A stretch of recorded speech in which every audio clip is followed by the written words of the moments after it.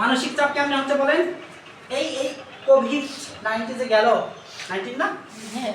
এইটাতে 70% স্টুডেন্ট তারা আগে তো শোনা যেত যারা চাকরিজীবী, যারা শিক্ষক, যারা হচ্ছে এই কি কয় গৃহস্থ আশ্রম মানে কি গৃহস্থ মানে সংসার করছে, তাদের খুবই স্ট্রেসফুল থাকতে হয়, দুশ্চিন্তা থাকতে হয়।